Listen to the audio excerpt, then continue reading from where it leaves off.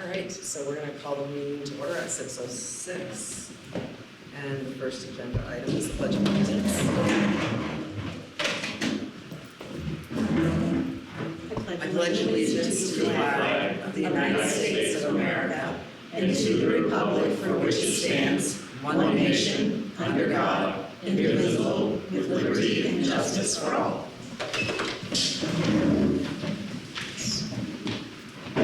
The next agenda item is correspondence, visitors, and public comments.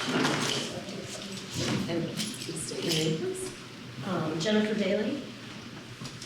I have a son who's a sophomore at MU, and my daughter graduated from MU. She's now a sophomore at college. So my comments are going to be in reference to the last meeting and the report card improvements. The house scores should not be factored into the grade.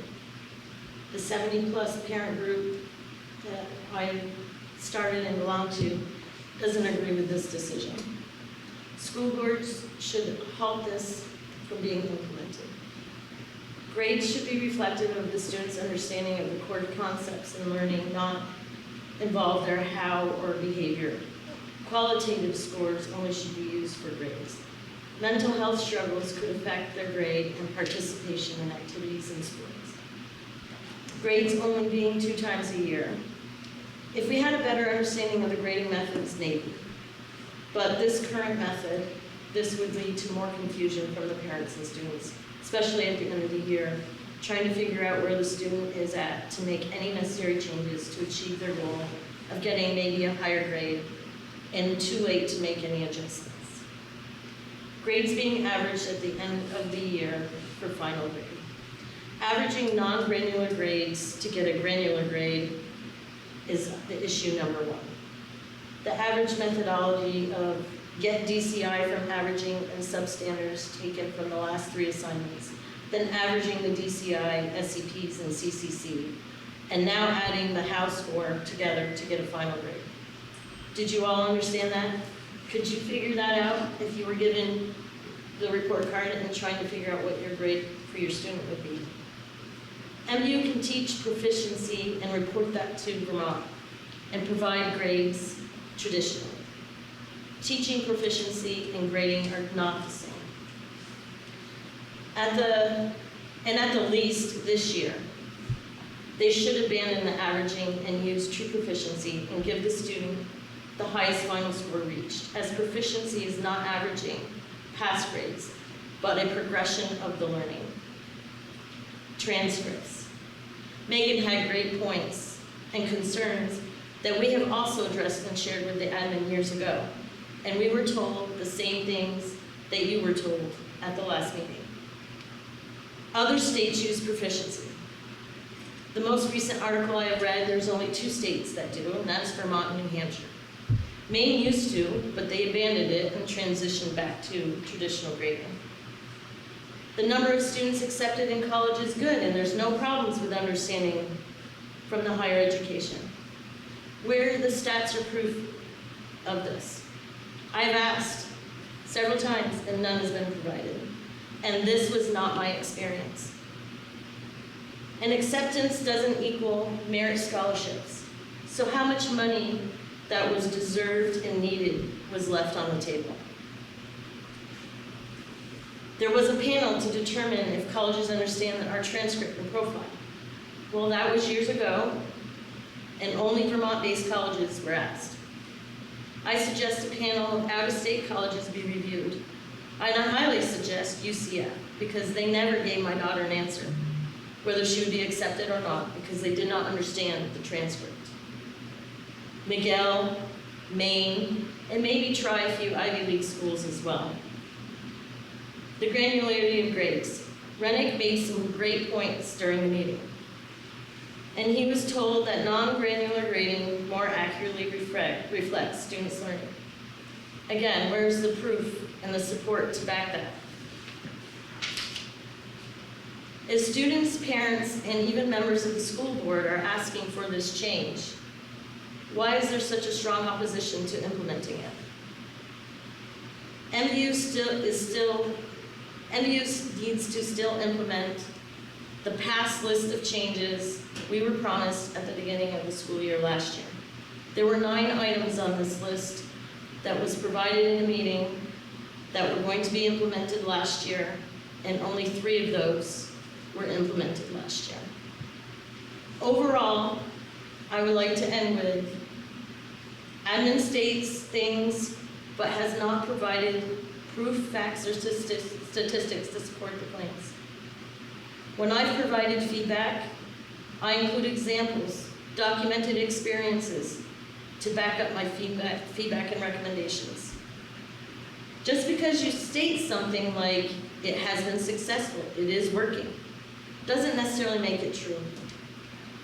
Show me how you know this with the studies, facts, statistics you've gathered to prove that it is working. And don't take your belief that things are working as fact, especially when you've been provided years' worth of feedback that states the opposite.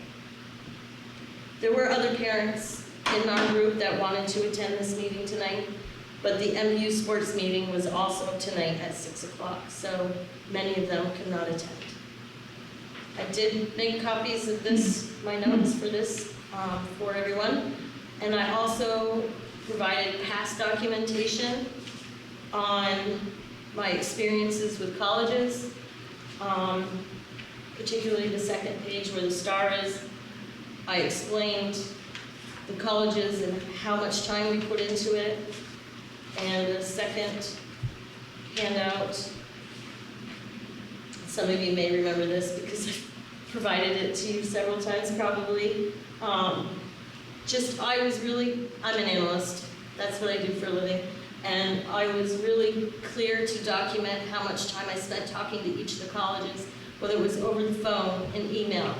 And I have the number of times and the hours and the time it took me as a parent to get them to understand the proficiency grading and the outcomes of what happened to my daughter with not getting an answer from UCF, getting an answer from Miguel 1 week before the deadline for the US schools, and she got accepted, but her degree program was already filled.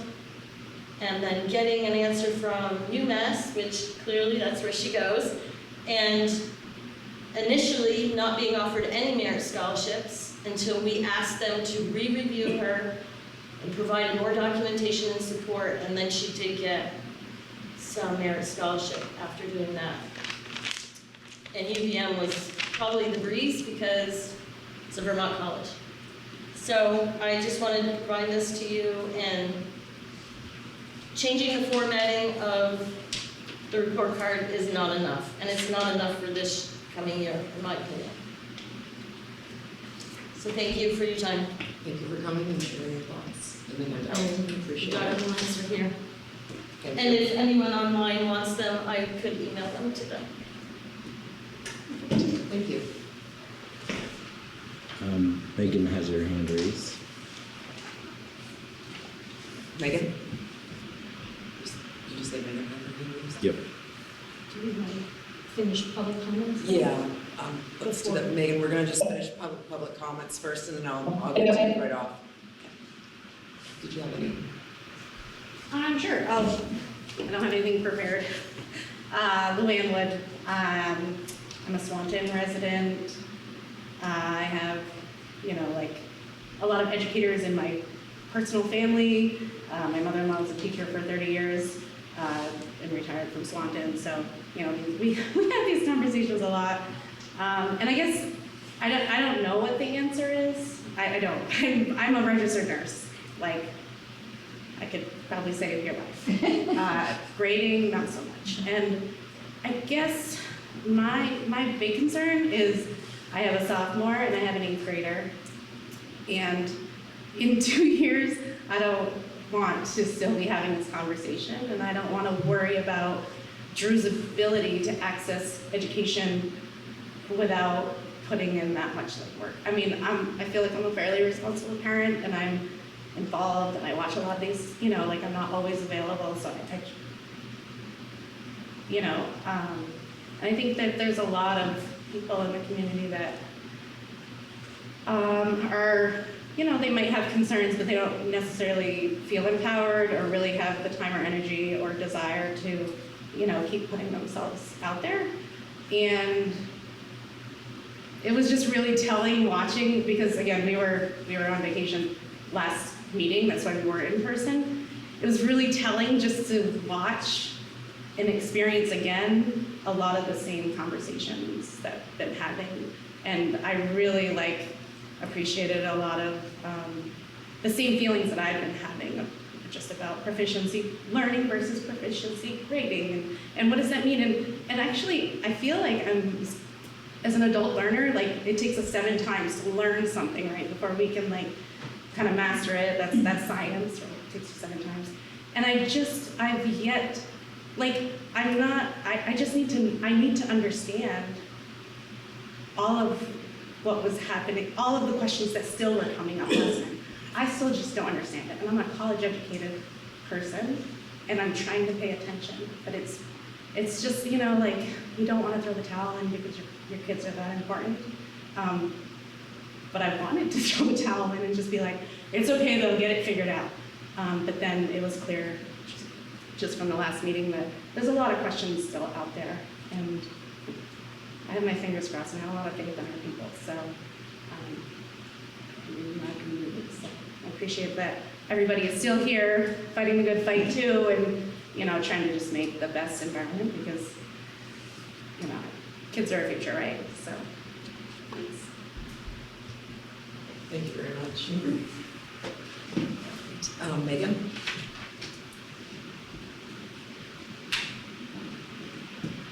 Yeah, so I just say thank you to both of you for time out to come to the meeting and to share your thoughts.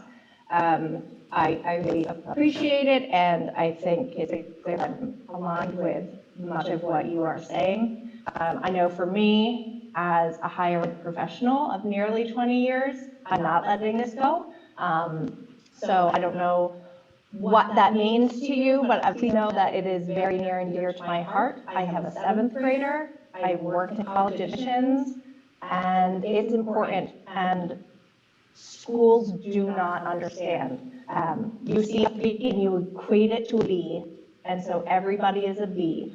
It needs more clarification, and again, there is a very distinct difference between proficiency-based learning and proficiency-based grading, and I think that's where we really need to dig in, and just for whatever it's worth, it is something that I'm very passionate about, and will certainly not let go of the issue until hopefully either I'm no longer around, or ideally gets fixed.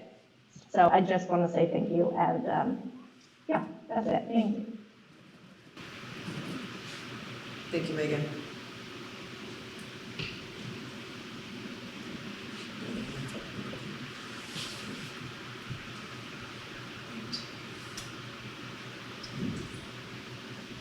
Excellent. Well, thank you very much again, ladies, and for the handouts. We really appreciate it, and you bringing your time to come up here too.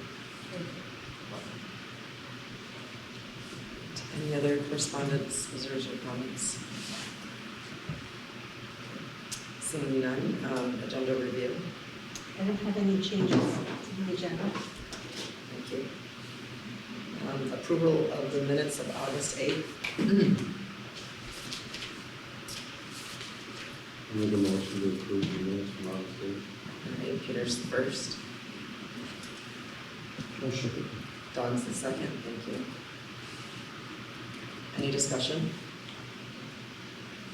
I see none. All those in favor, please say aye. Aye. Aye.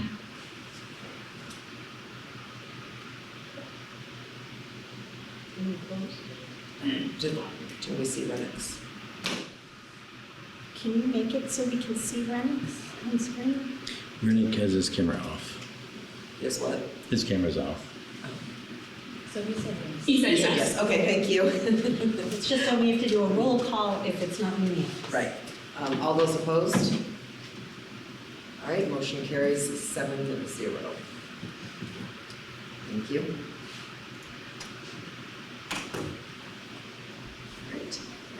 on to the principal's reports.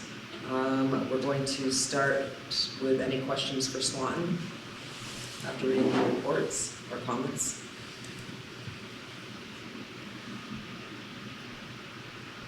Chris, I just do have one. I have a question. Go ahead, Megan.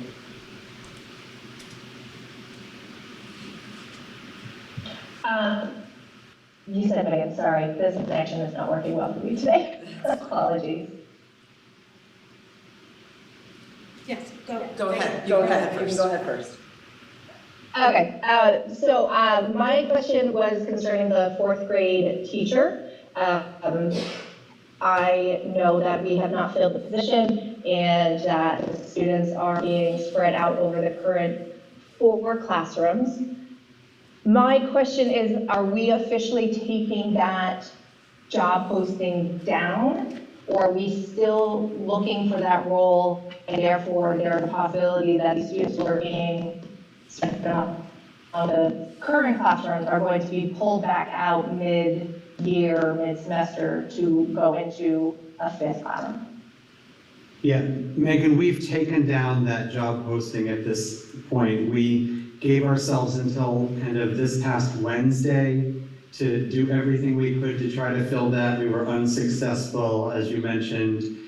So families were notified, students were notified, and so we have stopped trying to fill that position at this point. Okay, great. So the classrooms that they designed, families can rest assured they're not going to pull them out and they're down to here. Absolutely, yes. Okay, wonderful. Thank you. Appreciate it. Thank you, Megan. Don?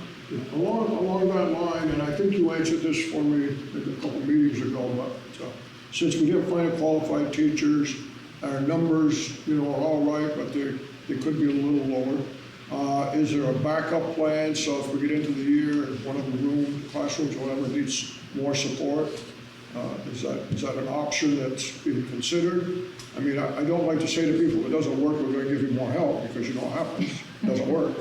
But I think at the same time, hopefully in the back of your mind, as we go through the first marking period, should there be the mix of students for whatever reason isn't as successful as you as principal would like it, is there a way to get there? Yeah, so the numbers in those 4th grade classrooms are still really reasonable. They're in the 22 range. A couple of them are 23. Those are really aligned with, for example, the 6th grade classes, at least 2 of the 6th grade classrooms. So the current numbers are not out of line with some of our other upper grade classrooms, and we certainly took into account that those are larger classes when we started thinking about our support staff and where and how those folks are assigned. So we have considered it that way, but certainly, Don, as we get into the year, if we notice that there's a particular need at that grade level, we will address that for sure. But those numbers are pretty reasonable still right now. I thought the numbers looked very good. I mean, some schools have killed to have those numbers. Well, but at the same time, sometimes it's more than numbers, and you know the children. Sometimes 25 would be more demanding than 15 if you've got the wrong mix, right? So, thank you, Chris. Sure. Any other questions or comments for Chris? Hey, Chris, so I was looking at the mathematics section, and it sounds like we're trying to align all the schools in the district in the same path. I never understood, I thought math was math, but I do realize there's more than one way to get to an answer. But I was just wondering if you could comment more on what changes or what Swanton is doing to align. Yeah, absolutely. So the illustrative math program that we've adopted as a district is what we're implementing at Swanton. The really nice thing about having that program in place is that all of our classrooms will be using that, and that just promotes consistency across our classrooms. It allows our coaches to be more consistent with teachers. And really, when we think about curriculum, the way to avoid gaps in teaching and learning is to have a scope and sequence that starts right at the beginning with our kindergartners and continues all the way up through our grade levels. So that's really what this program does for us, is it provides a solid scope and sequence for all of our grade levels and really starts to ensure that there aren't particular topics or skills that we've prioritized that fall by the wayside. And all the schools are implementing this year. Does that mean the teachers have to learn a new way to teach, or is like not sure what the difference is from what we were doing? Yeah, I'm not sure they're learning a new way to teach. Certainly, there are some strategies that come along with the structure of this program that are really purposeful, that maybe we hadn't been as consistent about before. The lessons involved with illustrative math have a pretty particular structure and outline that go along with them. So, you know, to that degree, it may be a new structure for teachers, but I'm not sure that they're learning a completely new way of teaching. Okay, thanks. Sure.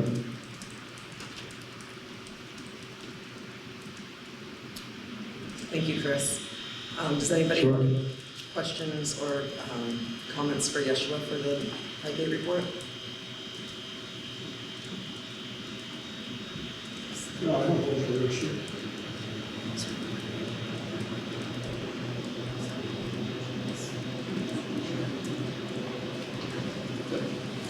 So when are we gonna have a christening of the outdoor classroom?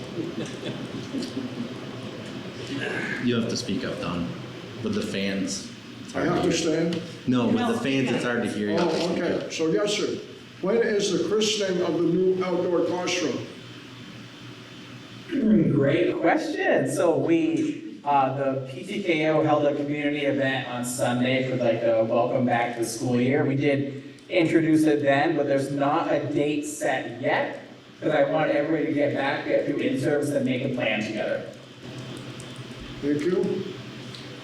Absolutely.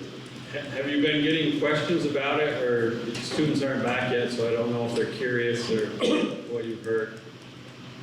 Yeah, we've definitely had a few families reach out, but yeah, you're right, since not everybody's back yet, they haven't actually quite noticed, so I just asked people to go out, check it out, kind of guess what they think it is. We did talk about it in service, and staff went to look at it too, so they can understand the space, because it is so set back that it actually almost looks like a shed that doesn't have everything covered. And so you get closer and then discover that it's a place that lots of people can sit in, a nice flat floor, a little spot where you can put some storage and such.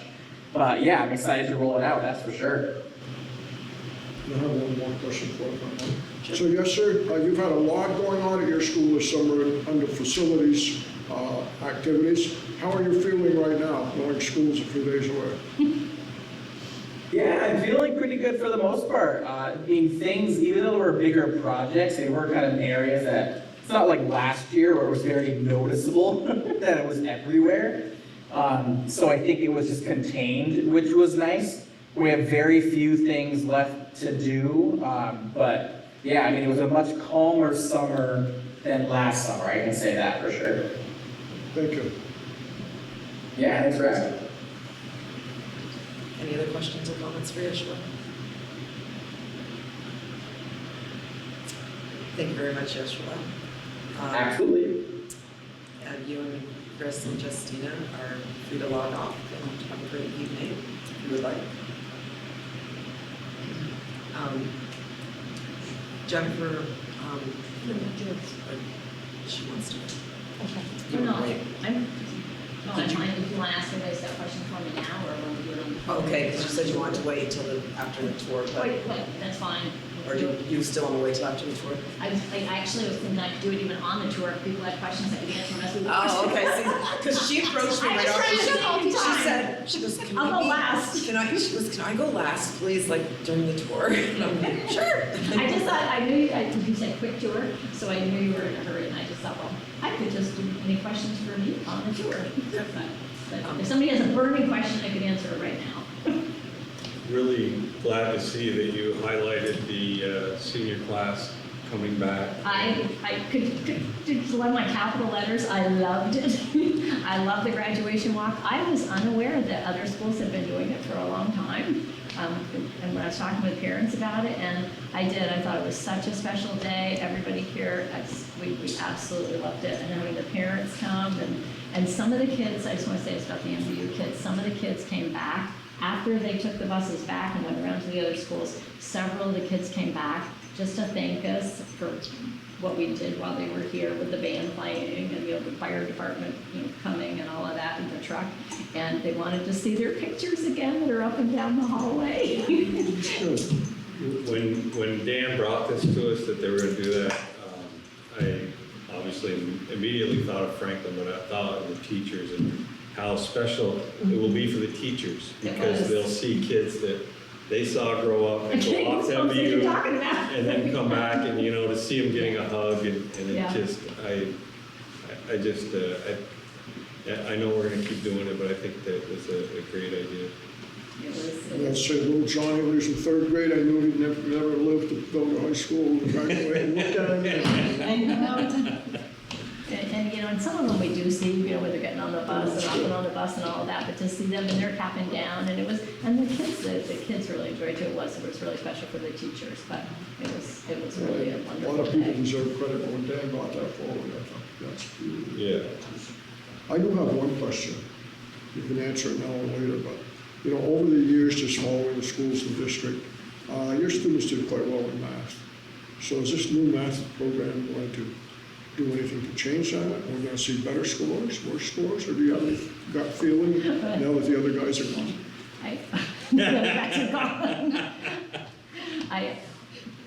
I would say that there's been very positive feedback about illustrative math.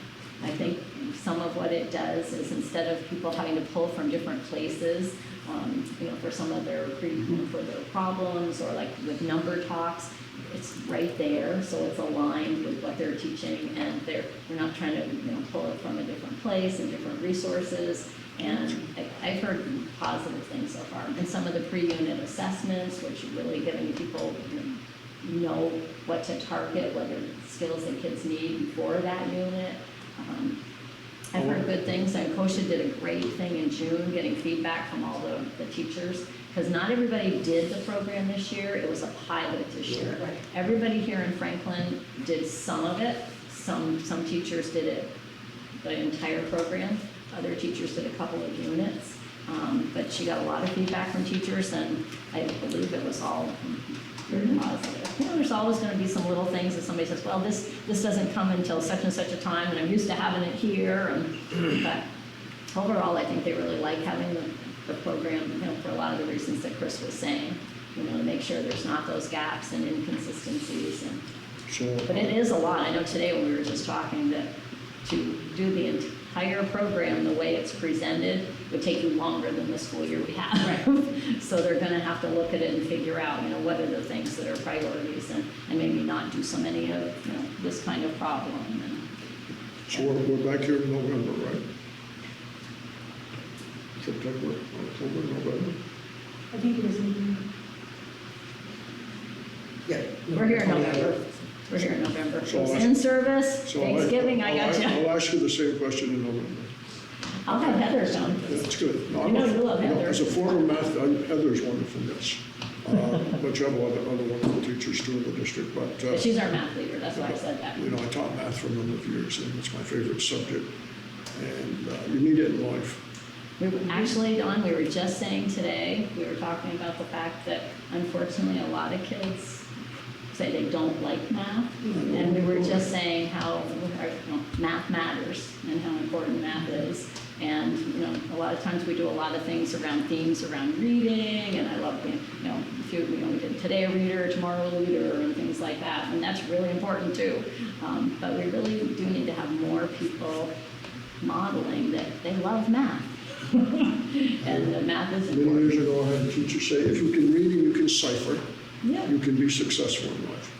And we seem to have lost the ciphering in some cases. But anyway, that's good. I hope it's very successful. Well, like I said, so far the feedback has been positive, so. Thank you, Jen. Can I say one thing that I did want to say on TV? I just really wanted to highlight the fact that the summer programming, due to the construction, we were not going to be able to be here in Franklin School. And I just really want to thank the community of Franklin, the town, the select board allowing us to use the town hall. We were able to use the churches. And we would not have, I just don't think we would have had families and kids able to come to our programs this summer. And you saw in my report, you know, how many kids participated.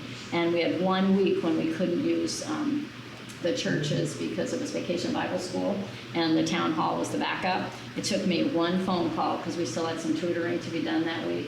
And Stacy Sillaway at the Carriage House in Homestead said, of course, we could use space over there. So, you know, people always say that proverb, you know, it takes a village to raise a child. And I just, this summer, again, proved that this village raises its kids. And really appreciate everything the community did to support our programming this summer. So, just wanted to say that. I hate being on TV, but now I'll turn my back on you again. Thanks for bringing that up though, Joyce. That was really good. Yeah, it really made a huge difference. And to be able to, and it was so, you know, so right there in town, and for the busing and everything else. It just was so appreciated. So Jen, I was trying to hurry things along for you, and then we ended up, these guys asked questions, No, and I talked about that. I like it. So sorry about that. Just the community support that you received is just, it's amazing. That's why we get paid big bucks. Schoolboard, big bucks, ask us questions. Okay. I just wanted to give an update before we go on to the next agenda item, the tour to our guests, that the next update for the report cards will be held on September 12th at MVU School in the library at 6 p.m. Hopefully no sports meeting. In all our sports meetings. Or maybe not that night. John Brown, English and Math School. For service. They're back from PTO. Oh, yeah. Well, that's nice. So perfect. There we go. All right, so you can see this used to be the entrance where the school came in. So now the kids, and we'll see when we go out, hopefully there's gonna be a trail, a gravel trail that goes around to the back, and everyone will enter from that doorway down the hall now and come into the school this way. And then this is the library. Obviously all the offices and stuff were in this section. They're temporarily in the library. As you can see, they've got dividers and stuff. And I understand Joyce said that we'll have use for those after when Yes. everything's all done, which Yeah. is great. So in room 7, where we're sharing space in there with different people, we'll still be sharing that space later. And those cubicles will make much better partitions than what they have down there right now. You want to see the nicest temporary offices probably around? Walk in there, they're very nice, very good quality. Okay, so we want to Yep, show so we us. can go right through here, yeah. Just watch your So- step. We cleared this out a little bit. You see those spaces in there, they're very nice. Hey, and I spent a long time decorating in there too, Don, trying to make it look good But too. the shading decorations. What if, look in there. In her office, there's beautiful decorations. Okay, I'm just gonna try to get through here, because I've seen it, so you guys can come through there a So little you bit. can see we won't go in there. It's all the drainage and everything is dug up in there. But that was the old Joyce's office and other offices, the nurse's room, the front desk, everything was in here before. It's all been cleared out. It's now over there. So these walls, once everything gets put up the way he was talking the other day, then these walls will come out. These walls will come out? Yes. Yes. Yeah. And what will this be? Do you know? Part of it's over there, and that section is going to be the new kindergarten. Okay, so this will become a classroom. Yes, and then there's storage and stuff, but, I mean, take a look out here. I knew the size of it, but it seems a lot bigger when you come out. and Just be take a careful look. when you walk out, because there's step on it. can't Just step don't- on Yeah, that? you can step on it, we just don't. So what's So happening this, with concrete? this has been poured now. This is all, this is. Now, this board? Yep. Yep, it was, yep, just yesterday. So you No, was can- today Tuesday? Was it earlier? It was, Tuesday. yeah, it was earlier today. Oh, That we wow. could walk on it, yes. They said it's okay to walk? Yeah, So no. just letting it Oh, we cure were now out there this then. afternoon. So you can see that it goes around the corner, so that's why. Yeah. I mean, once don't you feel get it here and till look you at come it, you're out like, here. wow, Wow, that's a really large space. Bigger than I. Yep. And so the pre-K Now- room will be right over there, so Yeah. where they're coming off the gym, that'll be the pre-K. Yeah. And then you see it jetting out over here, that's the additional classroom. And this is, you see the ramp right here, and you can see where the stairs are. Yeah. And And where will then- your offices be? So that will be, here, let me show you right in here. So, here you are, where's the library? So here's when you come in. Yeah. So then where we just were, and so we've got the hallway there, nurses area, reception, storage, principal's office, so the additional classroom over there. So all of this. will All be this in right here will be area. that. Yep, and then Okay. where we were just demoed in there. Was the is all pre-K. of this, Yeah. and then pre-K going over that way. Yeah. So where will the entry where the bell is gonna be? Right down here. But is that on here, is it gonna be Yep, so right, right, okay, so it'll go extend out? yep, so it's right down here. I keep waiting see for the something, ramp some here. trap door to open and I'll fall through. So you're just gonna line up right with how that goes here. And so very soon, this is where I'm gonna line, they're shrinking all of this fence in before the kids are back, and they're thinking it's gonna be by maybe Thursday or Friday. So this fence will all be shrunk back in this way. Here's the path that's gonna be going all the way around the building to the temporary entrance. We had a lot of discussion about what had to be the temporary entrance, and that really was it really had to be there. But you can see here where there's a little jog to it up to the window. That's gonna be the office window where people will check in. So if it's just a quick thing. So a parent Yep. needs to drop. So right over here, if somebody just Oh, wants where to the bell drop is. something off. Okay. See where the little jog is right there, Oh, okay. right here? Yeah. So we were calling it our creamy window, but I don't want everybody to I want was a gonna creamy. say something if you didn't. It's the creamy window, except you don't get a creamy. But so if somebody just has to drop something off really quickly, or just ask a quick question, they can a just really go good right idea. here instead of having to go Yeah. all the way down to the end of the building. But we have the AI camera down there, and they can. And so if somebody comes here, it's like, oh no, you need to come in. Then they'll just walk down, and Sarah will buzz them in.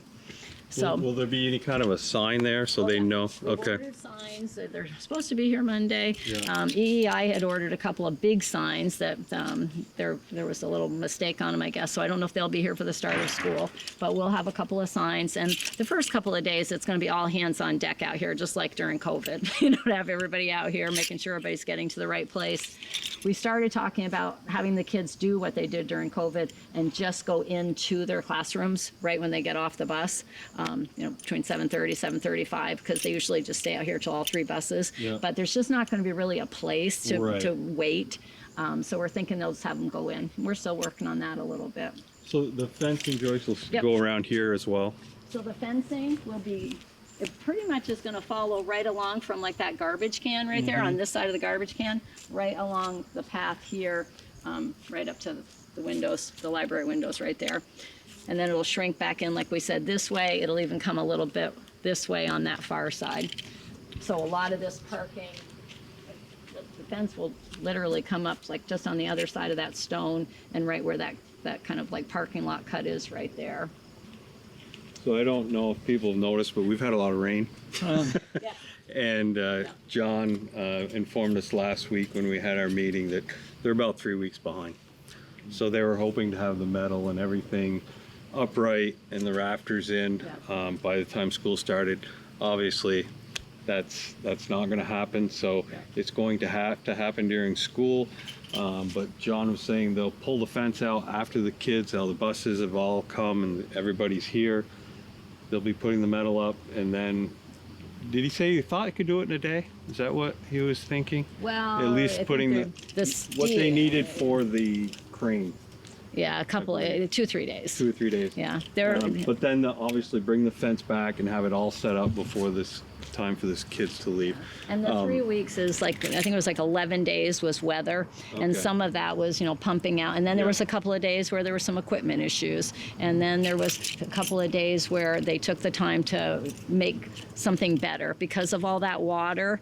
I mean, there was literally some days we drove up and it was like driving up to the castle, we said, with the moat around Yes, it. And they had to do a lot of pumping. But what they did was they ended up making, going down deeper on the footings, like it was like 6 inches deeper for the footings, putting in more stone. So really making sure that They that had it was used more right. material than they had planned, but to their credit, they did it right, and we'll have a good project. The reason I asked about the concrete, after they got through the days of rain and were ready to go, the concrete places were closed down, plants were closed down, I think over a week. So that was another delay. Yeah.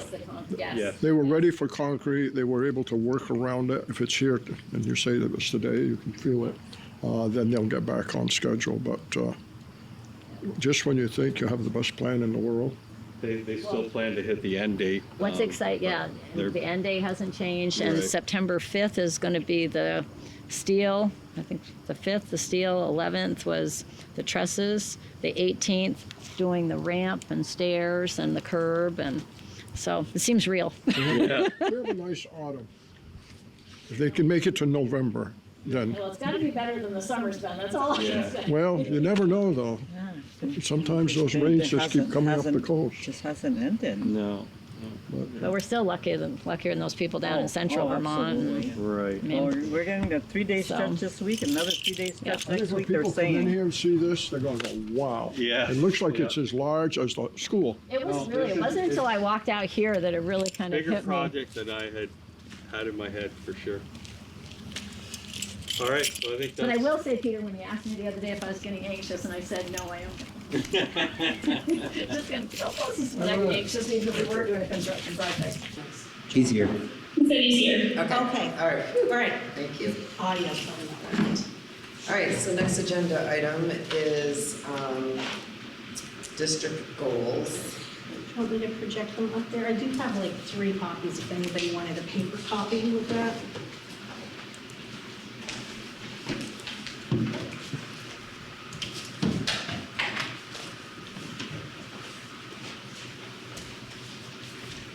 Paper copy? Sir, you have them here. That's okay, yeah. Okay, 3 here. All right, so Devin's obviously not here, but he did provide some feedback, so I just wanted to give his feedback. He said on the goals, he likes 1 and 3 as they are. My one question is, we know that reaching 50% proficiency places us at the national average, but do we know the Vermont average? We might be close for math, and we may want to shoot for a Vermont average in writing in 2025 if we can get to 50% in 2024.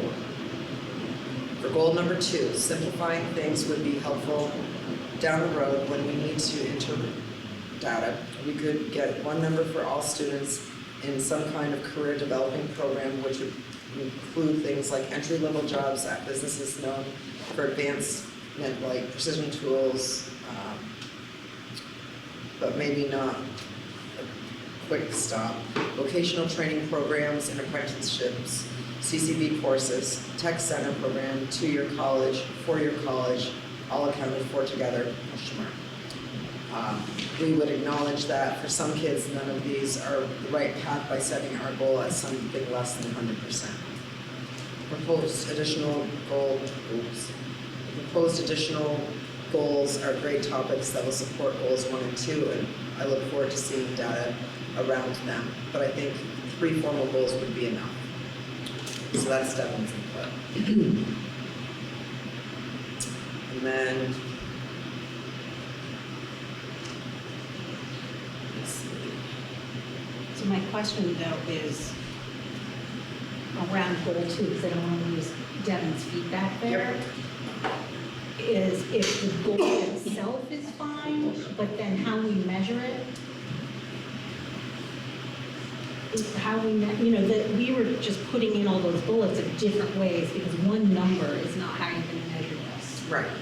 So, and it's tricky, like, I hear exactly what he's saying about the difference between a licensed apprenticeship and I'm working at the Quick Stop. Like, those are not the same career outcomes for people graduating high school. And you don't really have a way to differentiate that except if somebody is entering a formal program for after high school training, like a licensed apprenticeship is a formal process. We do get that, but it's tricky because kids are filling it out themselves. We're not telling them how to fill it out. But yeah, I also agree that having 100% of our kids engaged in something after high school is a nice benefit.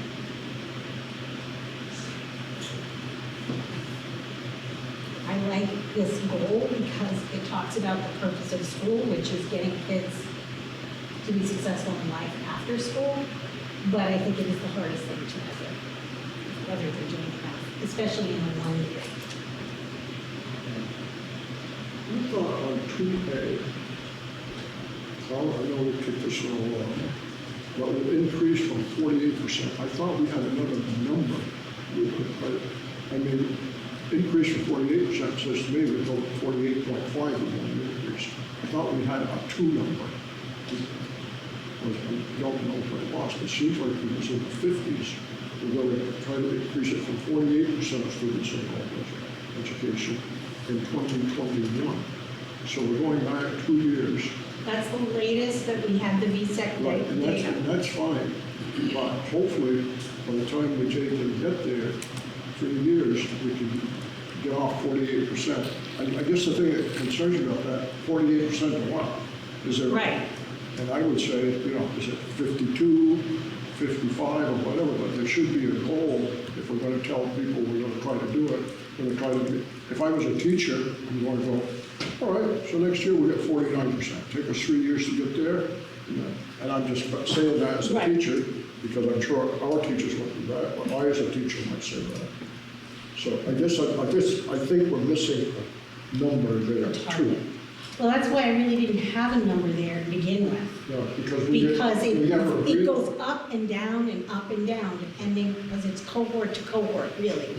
And we're not we don't have enough years of the same data to have a trend. So if it goes to 46% next year, we're happy? I'm not. I still don't think that's enough kids saying that they're doing post-secondary. No, that's good feedback. We can talk about setting a goal. Greater than 50%? No, I think greater than 50% is a good start. Right. You know, it used to be real interesting in why some students succeed. And it's just a thing that's called aspirations. If your family says you can do better, and your teachers say you can do better, chances are you're going to do better. And I think that it's going to take a team of, anyway, I just thought there should be a number that we're hoping to achieve. So I've just added that we'd be increasing from the 48% of students enrolling in post-high school training and education to greater than 50% of students reporting post-high school training. I feel that.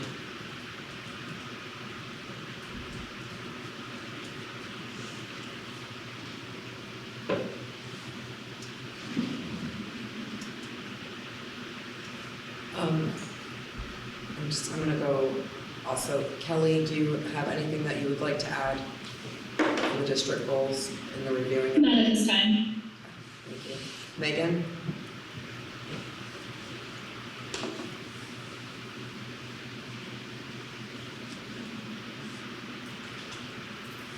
I have a question for 2C. I thought that we had discussed mixing the portion about increasing the number of students taking the standardized tests and instead shifting our focus to increasing the scores of those students who choose to take it, because we know that nationally the number of students taking this test is actually decreasing. Am I correct in that, or is the insertion, I don't recall if the PSAT was part of it last time, so is that where we're trying to increase, because we covered cost of the PSAT? We do cover the cost of the PSAT. When I left that meeting, my notes said that we had gone back and forth about keeping the increase in number of students, even though we really want to focus on how well they do. So for the purpose of discussion, I added the PSAT in there because that's something that we do now for students. We had dialogue, but we didn't come to a decision, so I left both in there. I was an advocate for PSATs. I found over many, many years, I've had any contact with them, it sometimes turns a student around who didn't have maybe had a desire, but didn't feel there was any support or possibility of going to even Right. community college. But the PSATs gave it a good shot and were amazed how well they did. And with a little bit of money and time it's involved, I just think it's good investment. We should do you want us to get ACT out of there, though? I left it in there because we didn't say strike it. So what is SAT and ECT, are less schools asking for them? We feel they're going away? Yes, the trend with universities. Yes. Yeah, the trend with universities is that they're optional in more cases, and they're moving away from them as the bar to get into college. But the PSAT is something, I don't know if schools are asking for, but that, you were saying they don't have to pay for that, students don't have to pay for that, the district pays for those? We do. It's usually taken in the sophomore year, and it's to prepare students to take the SATs. So they get an idea of how well they're doing, so they can then, prepare for the SAT. But as Don said, it's often an indicator to families that they did pretty well. This means that they could be accepted to colleges. That's why, personally, I'd like to see us increase those numbers and try to push students to take those so that they have an idea of where they're at, whether they're going to go on and take these other tests or not. Or if, like you said, or whoever said, maybe they don't even realize that they want to go to college, but maybe they do well and decide that, that's an avenue. So I would definitely support a goal to increase the numbers for taking the PSAT. So strike SATs and ACTs. The only thing I would say with those, and I'm fine with striking them, but if we leave them in there, I think it should be a different goal, maybe to the point where, let's see, increased results or improvement in the performance of those two. But I'm also fine taking them out if that makes it too complicated. So, Yeah, because they're, sorry, on the SAT, just on Peter, to piggyback off from Peter, because we're not really testing our seniors, right? At a certain, the 360s is up to sophomore, maybe juniors, or just sophomores. So there comes a time where it would be nice to see how our junior seniors are doing, the ones that are preparing themselves to take that. And as we talked about it, step. when you were at your retreat, you talked about how our schools are measured with those national companies, and they look at those SAT scores. Now, we don't give the ACT around here, so I just put it in there because it's listed in the VSAC, so I think we should take that out. But if we keep the PSAT and the SATs, then the school does get the data. I didn't even realize that the school gets, I knew we get the PSAT data, but I didn't realize that the school gets the SAT data as well. So that's an easy thing we can report out on. Yeah. And if we see that the trend is fewer and fewer kids are taking them and it's less relevant, then we don't look at it anymore. Right. But if we have the information, we'll have to see it. Is Remick online tonight? yes, he is, I was gonna get to him next, but, so, take out the ACTs, leave in the PSATs and SATs to increase the number of students to take them, but then Megan had her point, if we could maybe incorporate that into it, of the kids increasing their scores on taking them. So what I have now is increase the numbers of students taking PSAT and SAT and the overall improved performance on those measures. Yeah, I agree with that. Rennick, your thoughts on this? Well, the concern though is if can I jump in? Yep. I had my hand raised for a while. Can't see your hand raised. We don't see you at all. So the concern with having increase of numbers is if we're setting it as a goal for the board, the district, to increase our numbers, when we know nationally the number of students taking these tests is decreasing, we're setting ourselves up to not meet that goal. So why would we want to focus on numbers as our goal? I think encouraging students to take the PSAT is fine, but I just don't envision a scenario where the number of students taking these tests is going to increase when everywhere in the country it's decreasing unless colleges are requiring it. So we don't lose the data. We still have the data of students who are taking it, but I take issue with having an increase in numbers be a district goal. I'd still like to see us increase our numbers for the SAT because the district's paying for it, and I'd like to see us encourage our students to take it, whether they're going to go to college or not, just to give them and the district a better understanding where our students are.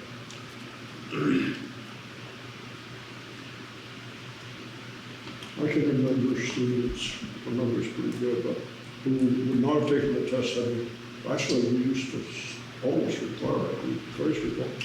And I remember some young men who took it, who they were in machine trades and things like that, and they blew the top up on the math. That changed the conversation with their families. Yeah. They say they all went to Harvard, but this test, I can really do math better than the kids that were in, some of the upper classes, and so instead of stopping at algebra 2, they went to trig. And so even if it's only one or two, it's one, it's worth the money.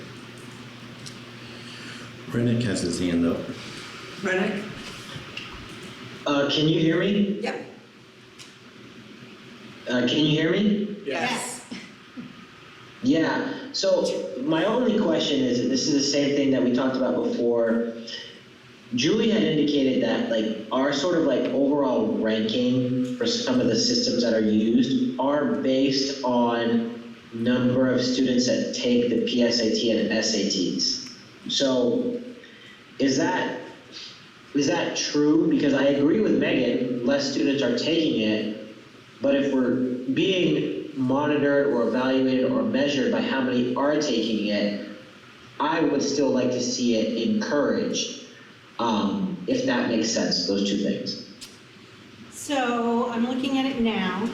The college readiness section of the greatschools.org, which is where those ratings come from, and they pull this data from the Agency of Ed, which has old data, so some of it we can't control, but at least as we are looking at what we can look and control. It's 4-year high school graduation rate, and we do well. Average SAT scores, and it's compared to state average, so I think maybe one of the things to shoot for is to increase closer to state average. And then SAT participation rate. So those are the things that... So if that's the case, then even though I agree with Megan, nationally it is trending down, as long as we're still being measured by it on a larger scale, I would like to see us try to increase participation. And I don't think it's even a bad thing too, because sometimes these kind of tests, just the experience alone would be something that could help students, even if, we're not always concerned with the outcomes. So that's my feedback for it. And sorry, my connection is not great. I blame the construction. So, Remy, can you hear, this is Don, can you hear me? Yeah, I hear you, Don. Does the Armed Services still offer the ASVAB, the Armed Services Vocational Aptitude Test? Yes, that's still the only metrics for getting into the military, period. Schools have to allow for a service to come in and proctor the tests. Right. But yes, that is still the only way for students to be have the option for the military. Because there are schools that offer that. And I found it was probably one of the best exams. I used to do statistics, and that's one of the best. Now, I'm not saying we should add it, but if we ever get to the point. Well, since you brought it up, and maybe a separate conversation for another time, I don't think it hurts to offer it. Just because it's not exactly like the SAT, but the one difference with that test is that it also gives, it gives students an idea of where they may excel in terms of, are they more mechanically inclined, electrically, admin, English, stuff like that. So it also gives them a direction too with the results, which might help them in things like trades and stuff like that. So, you know, that's probably a conversation to have with Mr. Palmer. But it's a Not good something I idea. want to know. I just want to know if it's still around, because 10 years ago, I still knew schools that were using it. Yep.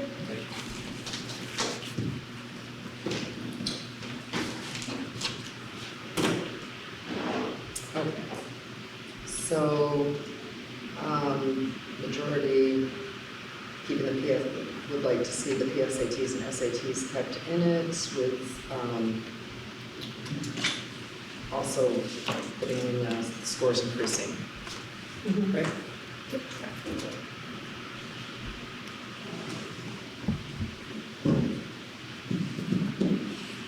Any other thoughts or comments? That particular one, right? Pardon? Just on that particular section. Yeah, any part of it. I just have a question for Bonnie. Are we at 87% now?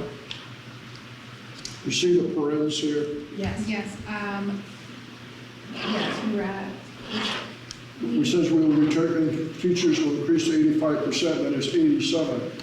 So does that mean we're already at 87? It was 83, Yeah. and then we had 2 teachers come back. So it's now at 86%. So that's why I put the 87 in there, because we're already at 86. Well, that's But I was why- gonna say we were looking I mean, something. I know she's doing a good job. But you want to get it, Encouraging do we the want to board. put it to like 88% or something? So, Yeah. okay. We should increase it. It was, I thought, an increase already, and then because 2 If we were teachers. really came back. smart, we would take and tie it to salary increase. When you get 90%, you get about 50,000 or something like that. No, I'd like, for I'd me like or to for see you? no.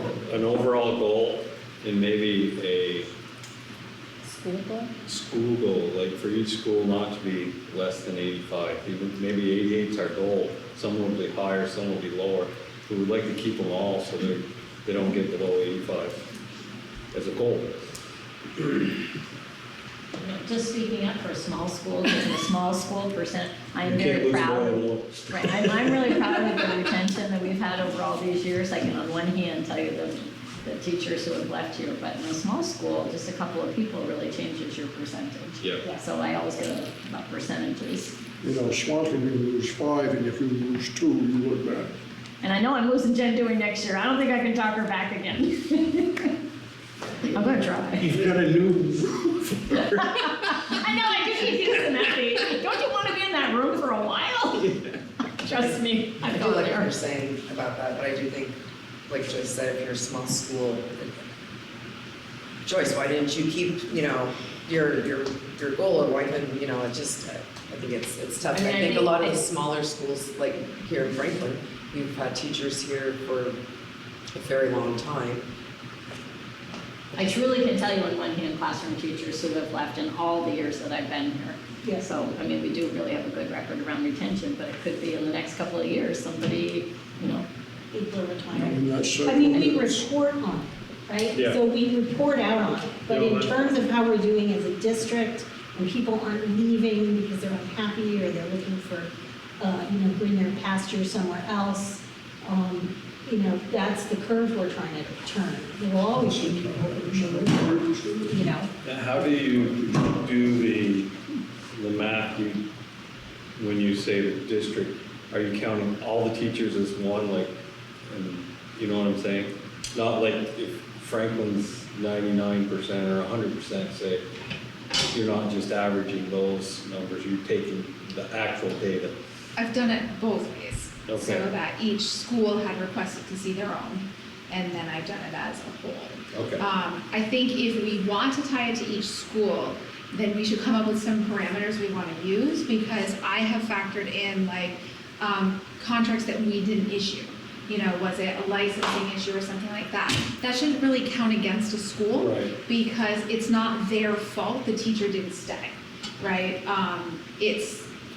I'm really fine with overall, and 88% is a good place to start, but I do like to see the individual schools reporting. Yeah, I do too. I just, I put this together because everybody wants to see, but next year I would really like to figure out what exactly, we should use for that, because like I said, I really don't want it to reflect poorly on a school if their percentage is lower, and let's say they had 3 teachers on provisionals who never got their license. It's nothing the school could have done differently in that case, and I don't think it should reflect poorly in them. So I think that's just something I would like to talk through a little bit more before I put it together next year as to what we want to, really count as that, if we're holding Jen against Joycer. That'd be another reason I could use to keep her.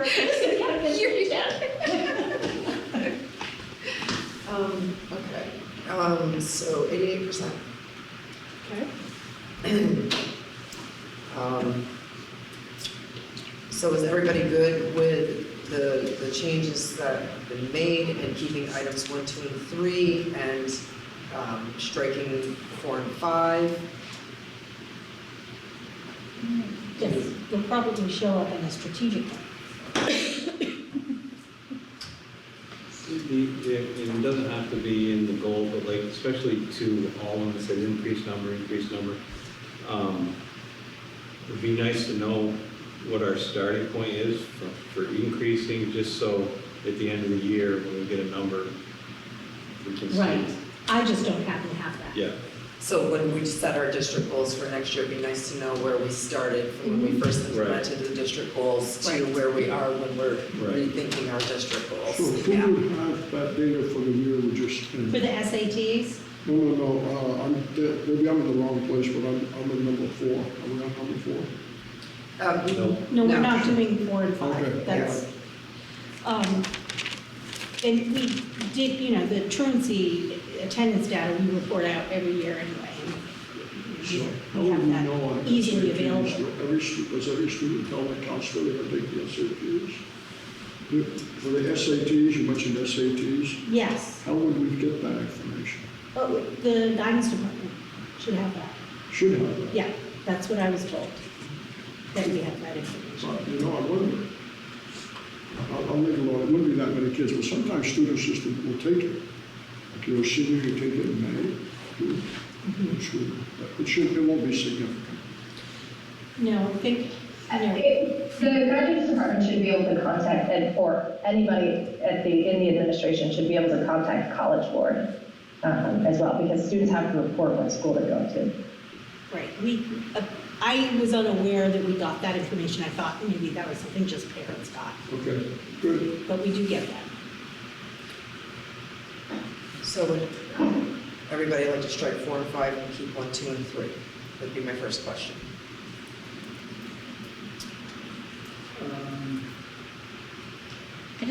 So personal opinion, when we hear how truancy really plays a role in. We will report out on these things anyway, which, absolutely. Yes, but, so it's important for kids to be in school, we have academic goals, And I just feel like the truancy, you know, if kids aren't there, then we're gonna struggle, like, because we may hear it will because our truancy was, you know, not great, that's not helping our other. Overall performance. Yeah. Yeah, absolutely. So, I mean, Julie, you obviously took the time to feel, you know, to present these goals to us. I think these came from you, right? They were your idea that we should think about. I would hate to knock them both. They're part of our continuous improvement plan. I know. So they are tracked and we'll report out on them. But I think to Devin's point, he was seeing them as being supportive of our other goals. And having 3. But again, you could have 5 and then define 3. Because we still collect that I just feel data. like we could go round and It's around. the work that we're doing, right? You know, like, just like professional staff retention. Like, I feel like we could, you know, there's the retirements that shouldn't be counted against us. There's the certifications that if they're not following through, shouldn't be counted against us. You know, I just feel like there's always a story. There's always a lie. I'm like, well. But again, these are It doesn't supposed matter to be if the high-level little metrics that we can say as a whole, our district is doing better, right? But there's a lot more behind all of it, and we report on great many things. It's being tracked and you're looking at it, and I definitely appreciate that, and I'm fine leaving it there. My only interest in making it a goal is so that the administration sees that the board, this is important to the board. Right, and it's important to the board also, that our teachers are also available for the students, because I know that was a comment that came up a few board meetings ago. So, you know, we want our teachers to be there, we want our students to see our teachers, because, you know, why am I gonna go to school when Mrs. Jones is not there to teach the class? No, I'm not gonna go to school for study hall, it's not gonna happen. I can see how that attitude can come out, so I think it's good discussion. And that's, I think, why I am trying to draft together a strategic plan that will take our 3 goals and then add like our facilities planning and things like the truancy and attendance and the social emotional well-being, and have all kinds of strategies and metrics spent below them so that we're reporting out and seeing that, putting all of the work that we're doing in a single place, so that we're reporting to the community and tracking that in a way. But that's going to take the year to be doing that, drafting back and forth. But I expect it to be more than the 3 years when we're all said and done. Okay, so Joanne, you would like to see 1, 2, 3? No, I just wanted to talk about, I just wanted to, oh, I'm sorry, go ahead. I would like to see. You'd like to see 1, 2, 3, 4 as a goal, which, no, I'm just recapping for your opinion, because the truancy goes in the, I understand that. I agree with you on that too. Peter? I would certainly support 4 as being a goal for truancy. Don? Yes, Kelly, do you support number 4 as being a goal as well?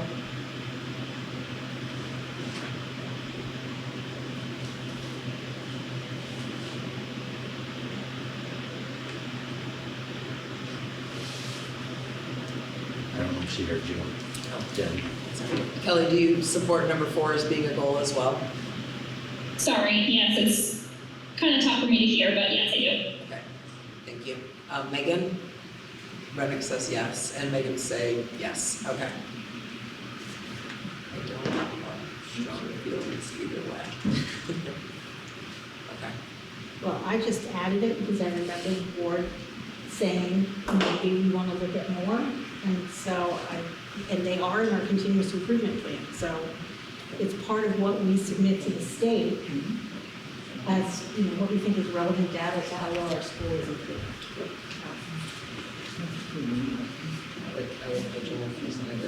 Yeah. Think more, so. Thank you, Jim. Yes, thank you.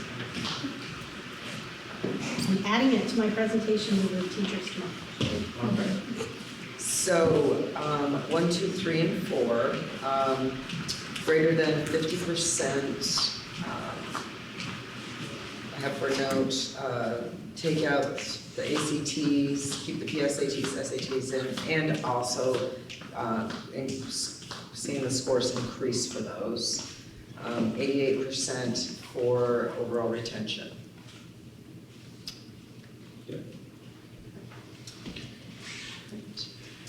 Would somebody like to make a motion to adopt those 4 goals? I'll make that motion. You need a motion. Thank you, Dawn. And I'll second it. Thank you, Jordan. All right, any further discussion on the district goals? All right, seeing none, all those in favor say aye. Aye. Aye. Okay, we've got Kelly, we've got Rennick, Megan, I'm a nay. all right. 6-1. All right. Excuse me. Motion carries 6-1. Okay, Thank you, everybody. thank you, yes.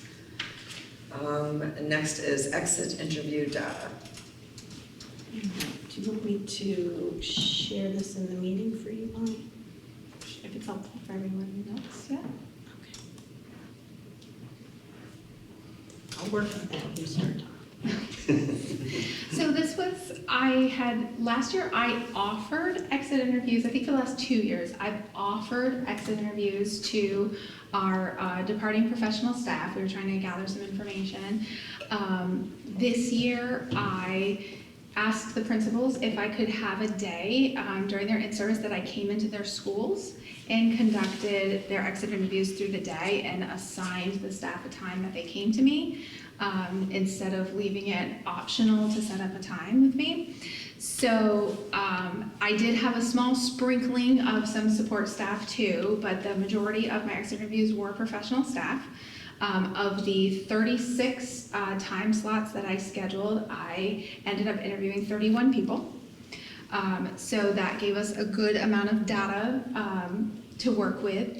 And so I sat down with the people, I invited them in. I did explain that it was a confidential process, that they were asked to speak with me and not their administrator, so that they would have the ability to speak freely and not feel that it would come back on them for a reference or anything of that nature. I felt like I got some really great feedback. I had incredibly respectful, kind interviews. People thanked me for the opportunity. It was, over like 4 days, I conducted these interviews and went very well. So I took a while to compile all of the data because there's a lot of dialogue that goes into these types of things. So I worked with Julie and compiled the data. So I have here for you some information about using some of the questions that I asked them. So I had 10 standard questions. I asked every individual the exact same questions. And then I've put some things together for Julie that she'll explain how she's using. And then I put some data together for you all to see kind of where we got it. So you will see that there's MVU Swanton and then it says Highgate Franklin. And the reason being is there were so few between the two, and they also had some shared staff. And I had assured people that I was not going to share data that was personally identifiable to them. And separating it out would have been personally identifiable to people, and I really didn't want to go against what I had told them. So, so we did Highgate and Franklin together, and then MVU and Swanton. So, as you can see, the highest reason for people leaving is that they're going to another Vermont school. So this was kind of some of the data that was a little easier to theme. we did have some people who didn't have a position, and surprisingly, we had, well, not surprisingly, if you know, you hear from others, but that there were a fair amount of people leaving education altogether this year. To be honest with you, I can't read the MVU data, and I just had my glasses changed. There we go. Thank you. Leaving education. We do have a fair amount of people moving. We've had that over the last couple of years since COVID. A lot of our newer teachers that maybe started here right out of college and stuff ended up moving back to a home state. That was a fairly... Can you break down to going to a new Vermont school? Are they going to a school within 20 miles? Or are they going to Chittenden County? Did you get that granular? Are they going to They didn't get that, Don. I don't say I need to know, but do you know? Do I know? Yes, the majority of the people are not moving their personal location. They're just moving their employment. Ready? I think I maybe only have one person that's relocating to another part of the state. Because I found many times, some of them, the spouse now has a job in Brattleboro or Barry. And they've been sitting on it, waiting for 2 years, and the job opens up and they leave. We didn't have any of those. That helps. So when asked what prompted people to begin searching for another opportunity, people gave me multiple answers. The Highgate Franklin one is pretty straightforward. In both MVU and Swanton, the culture and behaviors are the number one reason that people began searching for a new opportunity. Where we did have a few people at MVU talk about money, that was not the highest reason.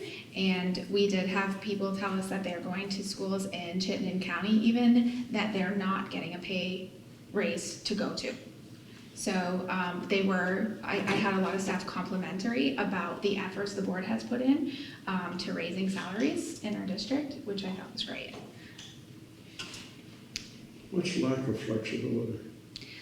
People looking for kind of alternative options, or, our master agreement is specific on hours and things, and they weren't able to flex their schedule like they had hoped, or maybe not able to work from home, or, some of the things a lot of people look for nowadays is a flexibility in their role, but education is a little bit harder to be flexible in, and that we have to be in front of the kids. No kidding.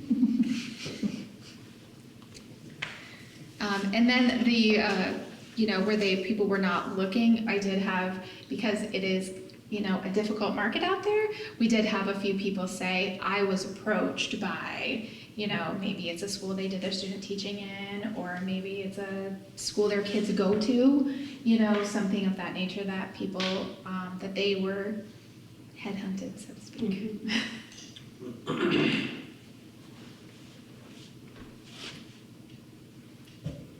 Okay, so we asked people what they liked best about their job and what they liked least about their job. So the least will be the next one. I am pleased that student relationships is one of the top things that people like about their job. And their coworkers ranks pretty high up there too. So that's great, because it feels like, we do offer an environment that people can build relationships in. And then where we had some people leave because of lack of flexibility, we had others that's what they liked best about their job, is that they had some flexibility with it. Some people thought flexibility was a good thing, other people didn't think they had that. Yeah. And that's more about style and how they teach rather than whether I can flex my work hours. So I think we're looking at two different kinds of flexibility. It's probably the wrong field to think that you can take half a day off. After COVID, a lot of teachers often will request that they work remotely for part of their day. It's a very common thing, especially coming out of COVID. Do we have people doing that? No, not teachers. it'd be a because nightmare. we don't have enough subs. So that's, you know, and not everybody's a classroom teacher, but that's something that we've had to say no to a number of times just because of the nature of the work. You need to be in the school and collaborate with your colleagues. You know, one of the things that we used to hear in this area, maybe 20, 30 years ago, people left teaching to go to work on the border. Customs and immigration, took a law. I was at a reunion, Dina Seymour's dad was there, talking, most of the guys in their 70s and 80s. Many of them, after teaching 4 or 5 years, went to the border. And They would do it in the summertime. had great Yeah, they were already working there in the Yeah, summer. they would and work then there in the went full summertime. time.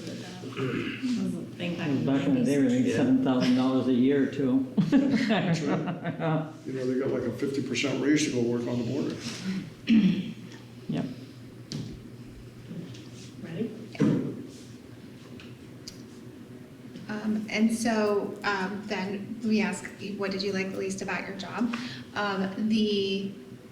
Primarily in the Highgate Franklin one, admin tasks changing in paperwork, that was referencing to state paperwork that's required.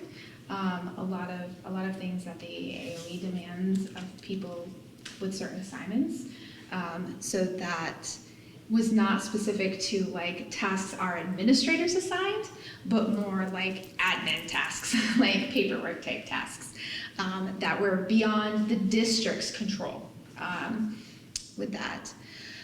A student behavior support culture definitely rounded out the top, themes for the things that people like the least about their jobs and what contributes to them leaving.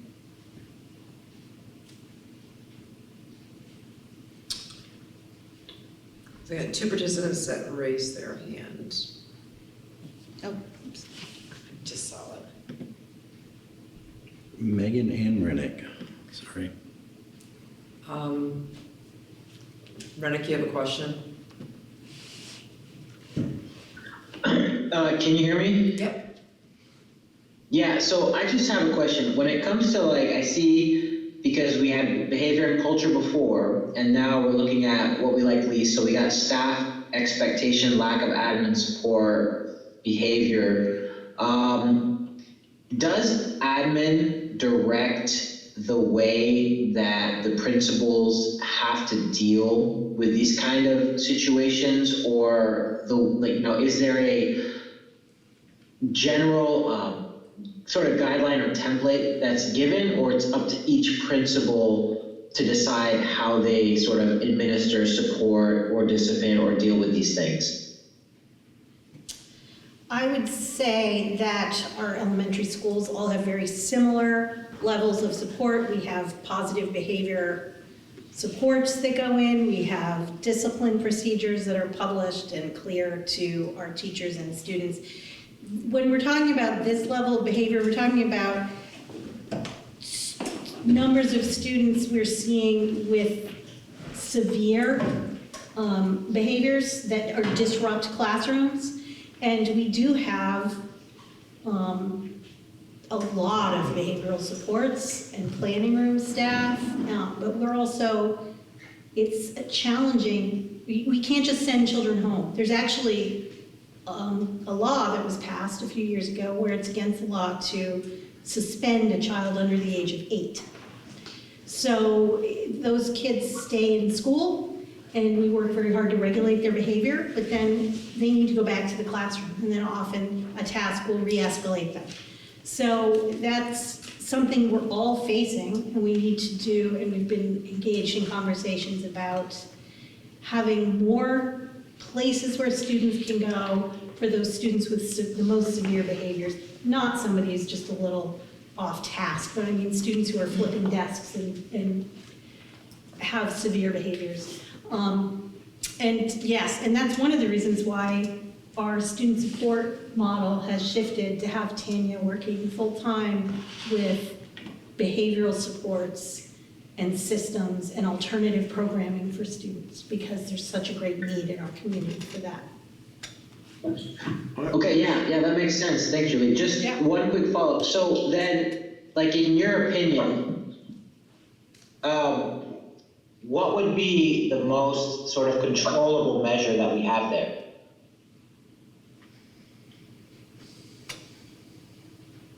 I think, I'm trying to think about your meaning in your question in terms of a metric.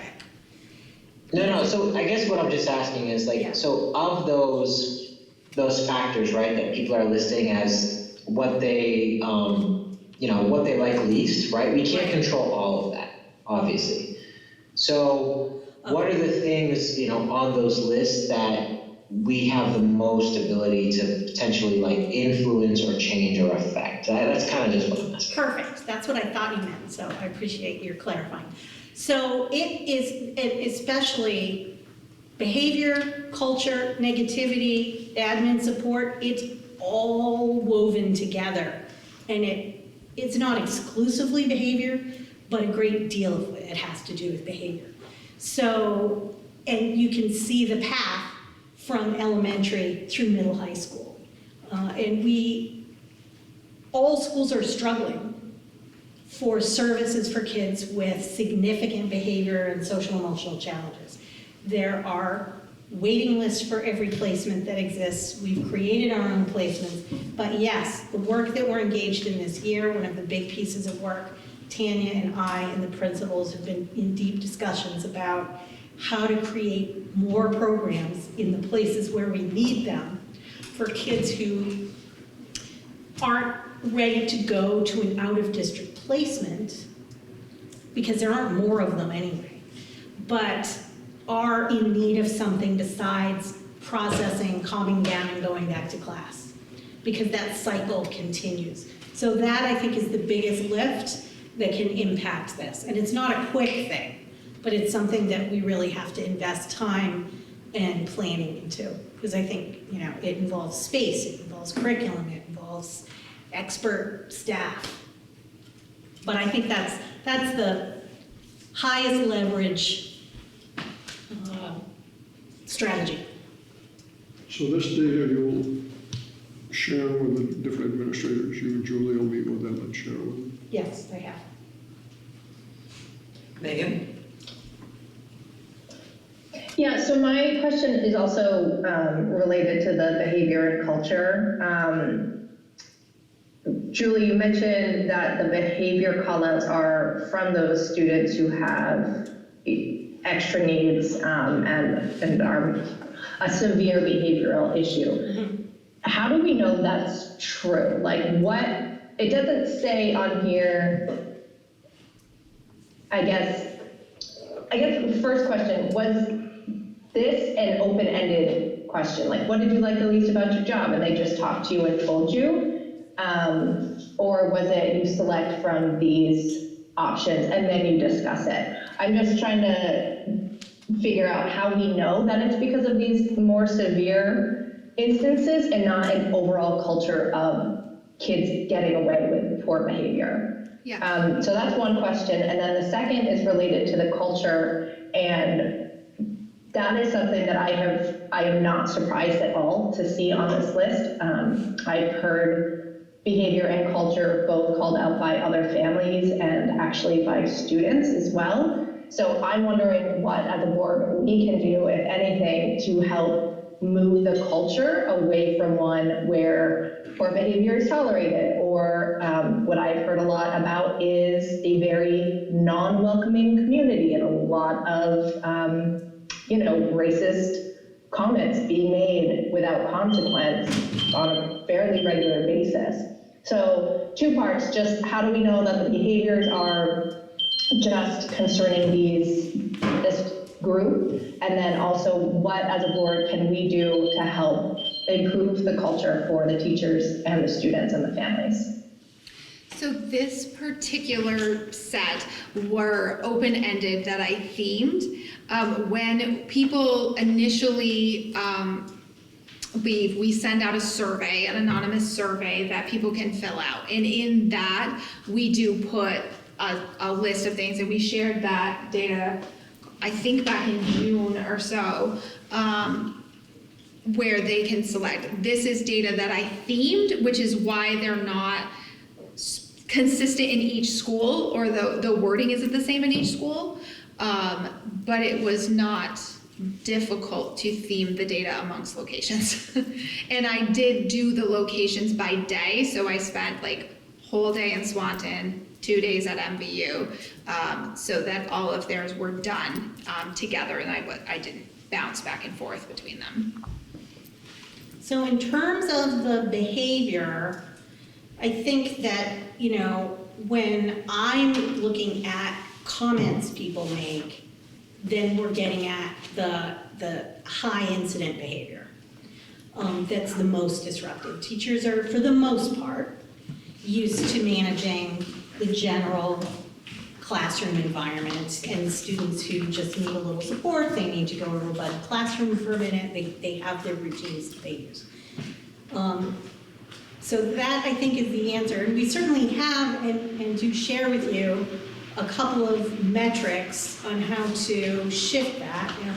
We look at major and minor incidents in terms of student misbehavior. And, you know, when we look at the major incidents, it's usually a small number of kids that are hitting that major. And then, so that's for us to continue to work and to create systems that support students so that they're more successful and we reduce those behaviors. And the other thing that we do is around the skills kids have to regulate themselves, to understand their peers, and to get along with one another and access their learning. And those are the positive skills that kids have, and we want to improve those. As far as what the board can do around culture, and culture can be a lot of things. You know, it can be, there's a whole group of teachers that tends to, you know, not be welcoming to another group of teachers, or the school itself is not welcoming to students, or other students are not welcoming or give a sense of belonging to students in particular groups. All of those things are things that the district is working hard on in terms of a sense of belonging. And that's why we've been doing the SCL work, that's why we've been doing the work around creating belonging and welcoming classrooms, and why we invest in staff who can do investigations when students are harassing or bullying one another, and we spend a great deal of time doing those evaluations.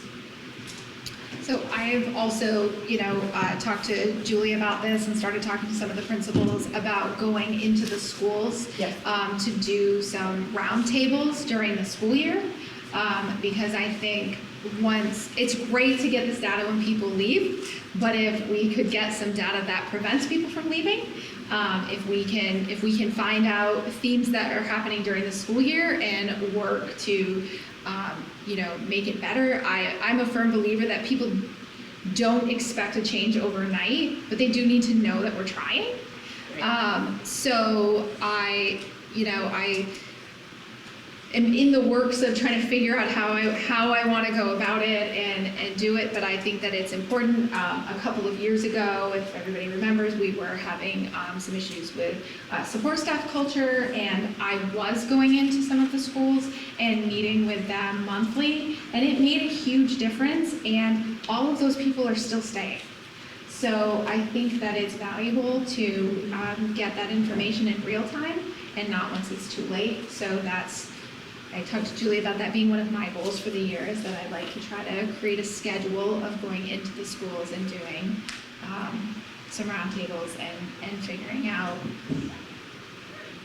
My response is be very careful with that. Be very, very careful with that. You know, some schools do climate surveys. I don't know if We do those as well. Yeah. Climate surveys. And climate surveys can become lynch mobs if they're not done right. So I'm not saying you shouldn't, but you should be very careful. Because you are part of the team with the principal. You are an arm out here as far as administration. And Julie will tell you sometimes seasoned veterans, and the church can kind of create a split in the administration. And if that's the case, then everybody loses. The principal loses, and the group loses, the board loses. But I like some of the data, but I'm really surprised. Uneven workloads, I think that would end up in a grievance. Why does it show? What's an uneven workload? You know, That's one that really stood out to me. I'm not surprised on the others. it's the theme that we ask, you know, your reward for working hard is more work, right? Like it's that theme that we tend to go to the same people who, you know, are the proven people to get things done, right? So then they become the consistent people asked to do that. So it's that, you know, expectation, you know, this having the same expectation for all. I don't want it to happen soon, but I'll be really frustrated with what's going to happen. The next person there will be gone in 2 So a good school before reckoning, it's going to be a good school after. You're right, you know? My goal when I started here was to be able to maintain it when those people retired that were been here for years and years. You've done I hope I did that. But it's really tough when administrative changes, whether it's the better or, in fact, I'm kind of shocked on some of the things out of MVU because I thought we were moving in an era of greater flexibility, greater listening. I'm using ag as an example of a lot of things, but maybe some of the old timers don't know. Well, again, these are the people who are leaving, so I think it's important that we do get feedback from I the think it's people who good are still data. here. I think it's wonderful. But I would be a little Can I just cautious. say one thing, though? Probably I shouldn't, you know me though. You're here, But to me, this data was presented to the principals, and the purpose really to me is for all the principals to look at that data and decide what to do next. And to look and say, okay, this is a concern, why might that be? And, you know, so much of several of those things go back to communication and relationships, and I'm sure every principal, when given that feedback, is gonna take it seriously and try to figure out, everybody wants to be better. You don't want to have a negative culture. People need some time to assimilate it and strategize. And in some cases say, I'm not going to change. It's not easy to move schools. Well, that's exactly right, Don. I mean, there's some points where, and I've shared more detailed information with the principals and have, you know, they've had time to sit with it, then we meet individually, they meet with their teaching, their partners, and sometimes people are unhappy because you're asking them to do something differently that they're unhappy with, and they liked a different way of doing things. And sometimes it's something that needs to change in the building. And the principals are doing a great job at reflecting and talking with one another and asking their current staff for some input, so that then you can then say, take that feedback that you think you can do something about, as Rennick asked, like, what's the thing we can do something about? Well, the board has done something about salary, and that's making a difference. And we need to do something about behavior, which then impacts the greater culture as well. And that's work that we're engaged in. And the principals are looking at their specific comments and feedback so that they can make those decisions and set goals with me about what things we can do differently. I think that my takeaway is what you just said is the most important thing we've had on this topic in the last half hour. Oh, we want to Principals look at this and empower them. If it shows up again next year, then we've got a problem. But, you know, I just see people working long hours in schools. You know, I think, and I was picking on him because he's new, but Dan has put in an inordinate amount of time. They all do. And if he's offending somebody along the way, or he's overlooking something, that's not good. But he needs to know and keep up working it. I will say that in general, the comments were not at all about, boy, I'm unhappy with this leader or that leader.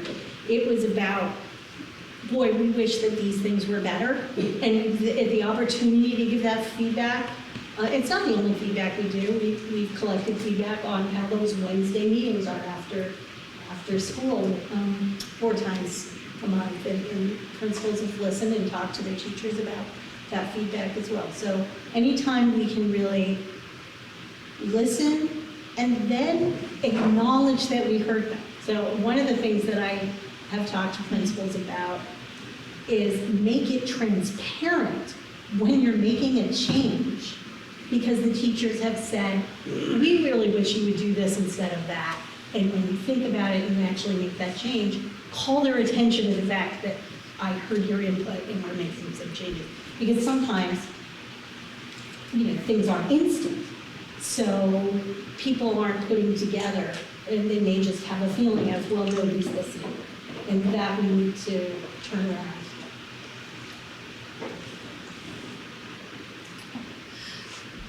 So we asked, is there anything that would have changed your mind about leaving? It was kind of a split, yes or no. I did include just some of the themes for that. So more money, schedule flexibility. Some stated that they talked to their administrators, they didn't get support, so then it ultimately made their decision. The school wasn't what they needed. That could have been schedules, location, children's schedules, things like that. Not so much negativity, more support, and with that is the working conditions change. That if the same expectations were expected of all teachers.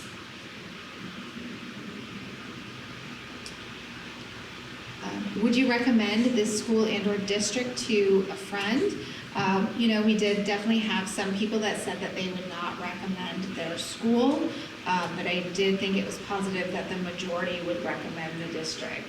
So I think that's important to know that maybe they were leaving with some ill feelings over their school, but as a district, they still felt that we were a good place to be, a good place to work. Some chose not to answer or just didn't answer, but I did feel like for the most part, people would recommend our MVSD as a whole, which is good.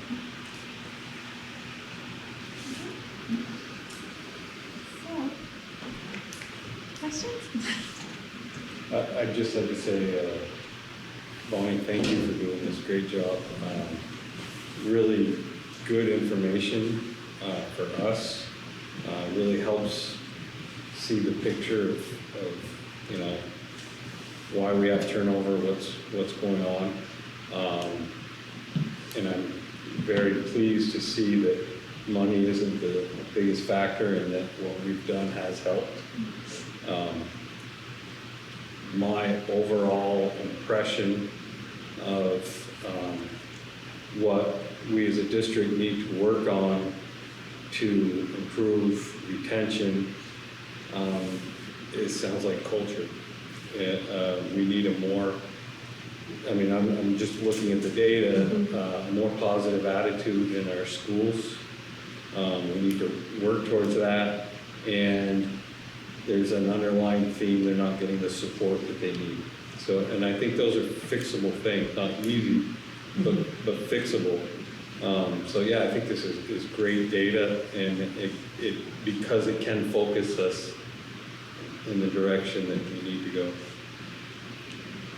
So, thank you.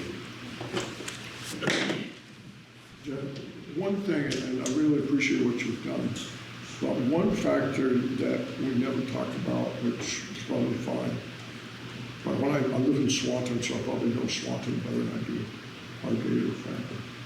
But one of the things that really makes a difference in student behavior, the behavior of your students overall, is housing.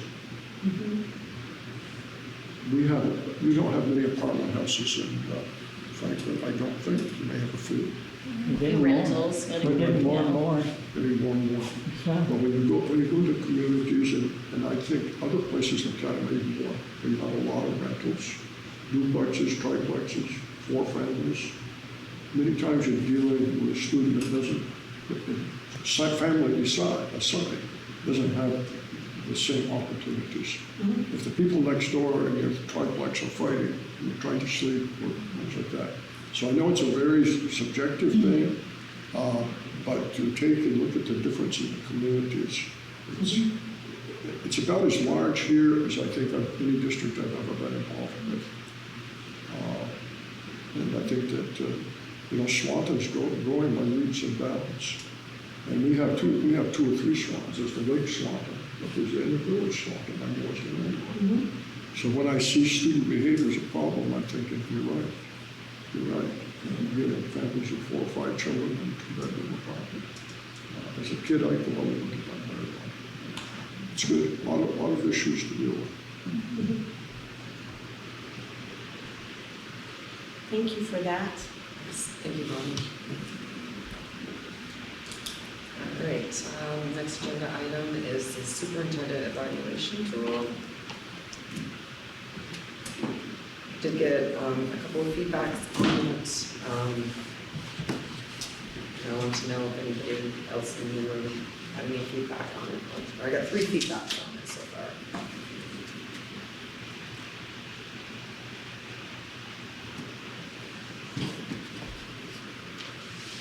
Does anybody need a paper copy to look at? I didn't think it's.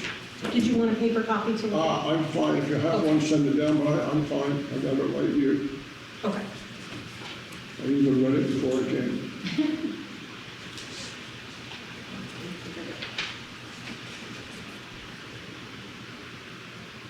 Doesn't say you have to walk on water, but you better start practicing.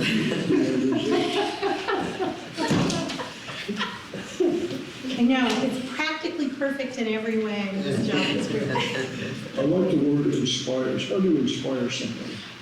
She does it every day. Oh, gosh. Because it inspires, leads, and builds. I can identify leadership a little bit, building some, but inspire, I don't have a clue. You've never been inspired by someone? Maybe a few times, but. Somebody with a big stick.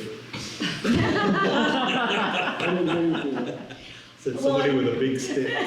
I will tell you, Don, that sometimes Kosha will tell me, okay, I need you to come to this meeting and I need you to be inspiring. And I say, gee, thanks, Coach. I'm inspiring at 8:10 tomorrow morning Oh, my goodness. with your welcome. I will welcome people. Sometimes you inspire when you don't know, maybe not. I just caught my eye on it. Well, it's hard to be in a room with Joyce and not get inspired. Exactly. That's a matter of opinion. Yes. Earlier, what happened? I want to note that these are very subjective. Your ability to read and school and inspire anyway. Don, you ever heard the term something that was left unsaid? Have you heard of that? Never. So with this one, I wanted to make sure that I gave plenty of room for you each to give your personal feedback, and then for Julie to give her feedback as well, which will be separate. Like, she won't see your feedback until we get together with her. So I want you guys to know that that's definitely going to be private. How do you ensure a positive school climate if you're a superintendent? How do you ensure what? How do you, if you are the superintendent of schools, ensure a positive school climate? I don't know, Don, but it's in my current job description. No, I mean, I think it's really at that systems level, right? Yeah. That we're measuring and that we're doing the work in the schools. But, that's one of those things where when people, one person, whether it's a building principal or a superintendent, can't fix the behavior of a community school, right? It's work that takes teams of people all working together. So, but as the leader of the district, being able to ensure that that's a priority and that that's work that's ongoing with teachers and other professionals in the buildings. That's what I would submit as evidence, right? Not that I would say no child is going into a school at any time and not having, a bad day or have someone say something unkind to them or any of those. I mean, no one can assure that at any time. But the fact that we take it as a priority, that we have systems in place and that we're reviewing and fixing and enhancing those systems, which is a constant piece of work because of the needs changing all the time. So I'm nitpicking now, but it's all right. This is mostly what's in my eval now. I'd rather have it say encourage and promotes than ensures, because I don't think you can ensure. But culture starts at the top. So like, our board meetings, if we're yelling and screaming at each other because we don't agree with each other, Right. that's a culture that, and that the superintendent now doesn't know where we stand, doesn't know, it's not a good relationship. And then she's uneasy, and that's going to affect her relationship with the principals. And it's just but you can have the other positive effect, right? We're all here trying to accomplish the goal of improving our schools and student outcomes. She has a clear goal that gets, sent to the principals, and they're not worried. They have a good relationship with the superintendent. So, then the principals have a better relationship with the teachers. It's Domino effect. you can't assure it, but you can certainly affect it. Yeah, but ensure, I don't. Right. I'm not against it, I think that's excellent. We want a positive school climate, we all should be worked on. But if I'm looking at the superintendent as a leader, and that's one of the things that I'm evaluating on, I'd want her to see that she could give specifics that he could promote a positive school climate. And there you can say, I did this, and this, and this. I had teacher recognition, we did this, so I can measure it, ensure it. I don't know. Did you call somebody out in the hall and say, shape up, and they were going out? I noticed the word ensure as well, though. But, I agree with you there, but this is mostly what is in my current evaluation, but we just tweaked it a little bit, looking at it was developed on a different a model from another school district.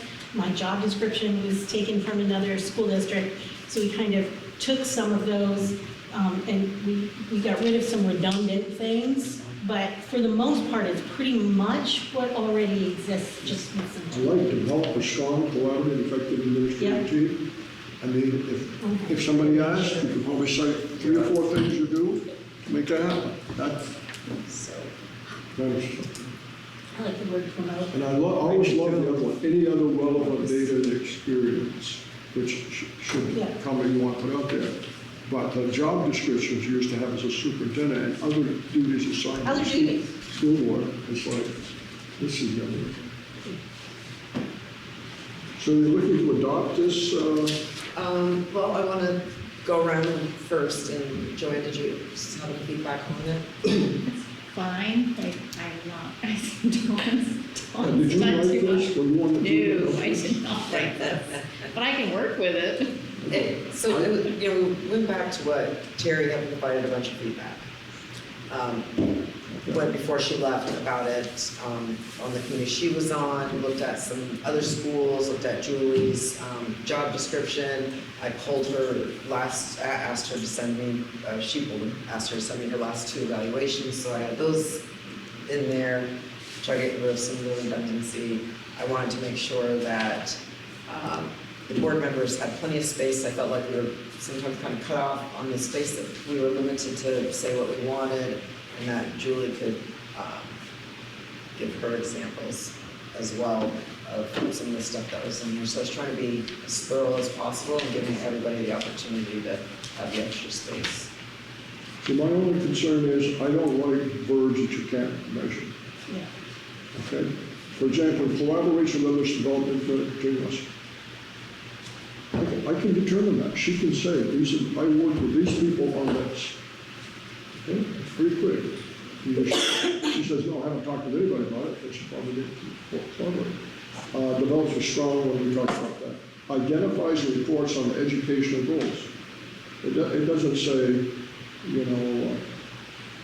ensures that they'll have reports. So that's where I'm coming from, and I don't care, I don't ask people to agree with me, but I like things that you can measure. And some of these things, I think would be hard to measure. But keep them there.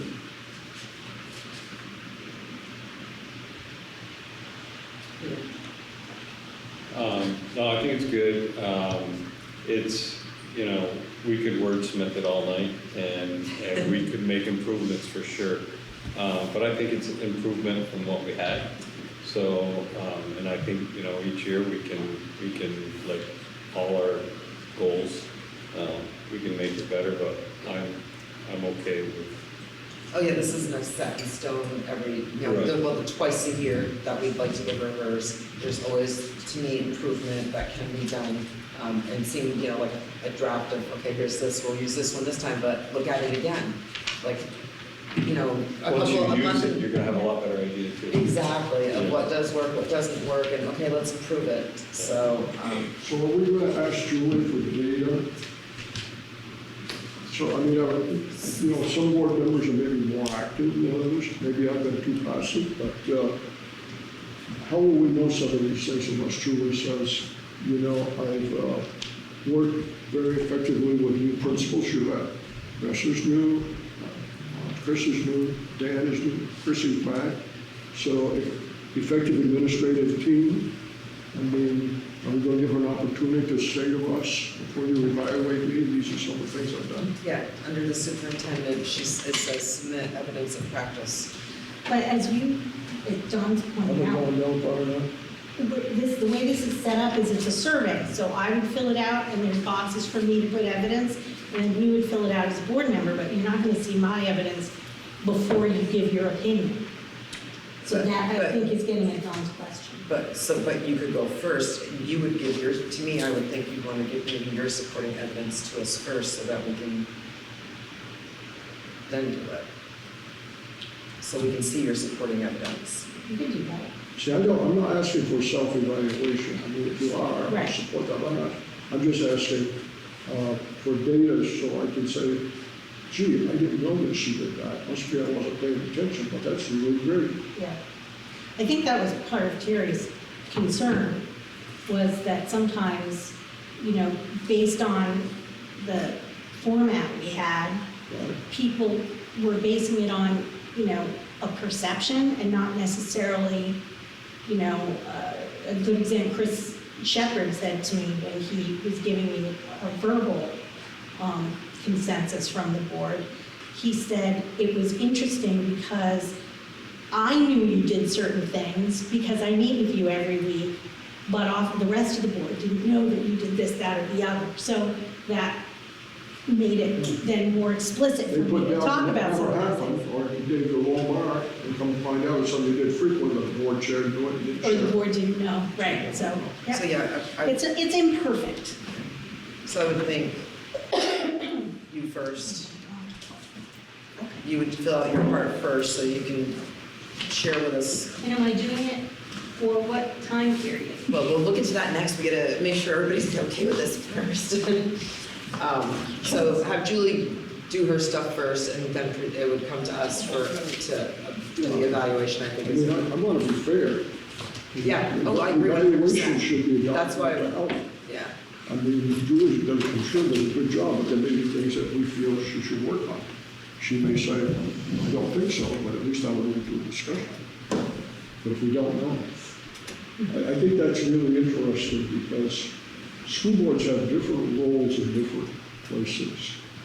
And there are some places where, when Julie and I went to an PSBA last year, the lady who used to be our curriculum director, Libby? Yeah. she was there with the school board chair. And I'm sitting there thinking, because there are other school board members, these two know a lot. The rest of the people, they're learning today. I guess apparently there were some challenges, which always is with the first year superintendent, so it's good. Okay, good job. Kelly, do you have any comments on the evaluation?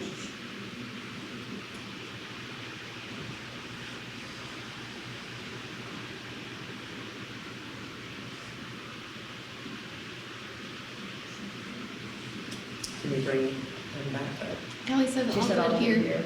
Oh, okay. Okay, thank you. Megan? And Rennick's laptop. No, nothing additional. And we lost Rennick, his laptop died. Yeah.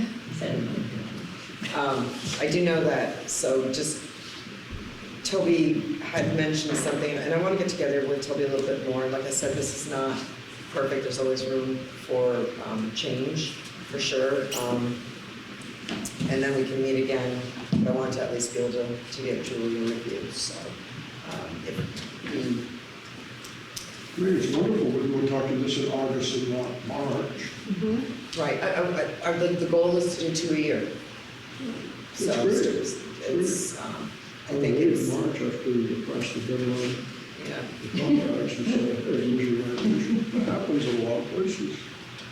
All right, so I would like, if somebody would like to make a motion to accept the superintendent evaluation tool with the change of promotes a positive school climate, including school safety and security, instead of ensures.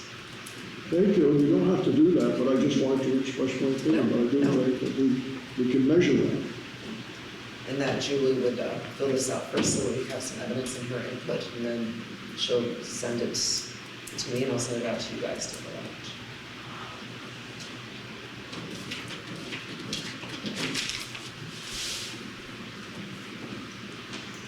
So was there a motion? I'm waiting for a motion. Oh, sorry. It's late.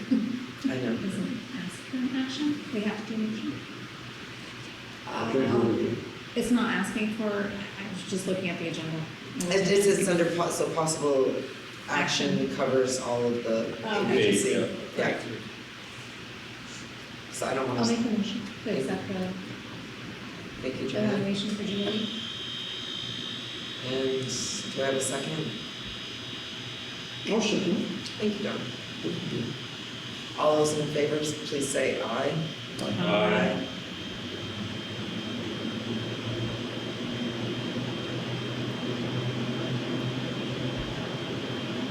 Got it on. Yes, yep. And yes, okay, so motions carries 6-0.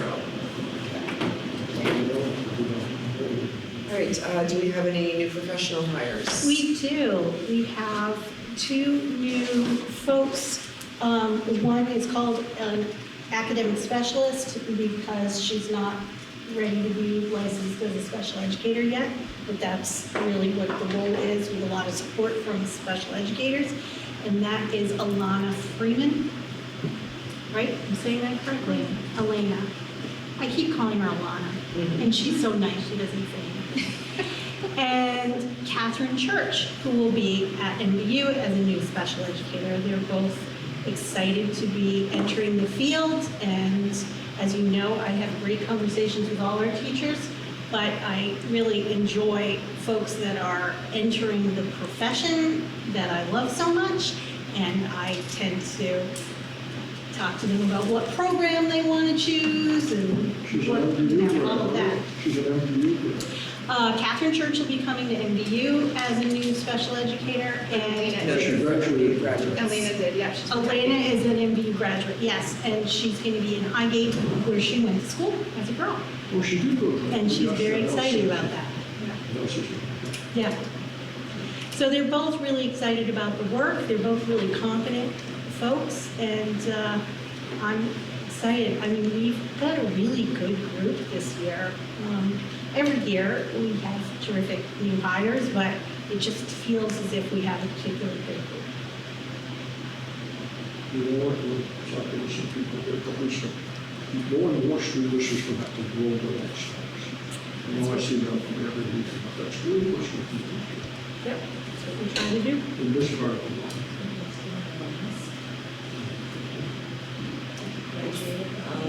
Okay, so we're looking for a motion to accept the new hires. One at MVU and one at Highgate. Would somebody like to make that motion? I'll make that motion. Joanne, go tonight. Joanne's the first. She's on fire. I know. And would anybody like to second that motion? I'll say. I support that. Peter will Peter second. got in there. All right. All those in favor, please say aye. Aye. I think it sounds great that you have another special educator on board. Wonderful. Thank you, ladies, online. Motion carries 6-0. And future board meeting will be September 12th at 6 p.m. in the MVU library. And anybody would like to make a motion to adjourn the meeting? So moved. Peter is the first, Joanne is the second. And all those in favor, please say aye. Aye.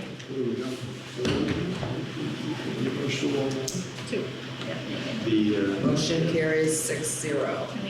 Thank you, folks. Thank you. Thanks for hanging in online. Thank you, ladies.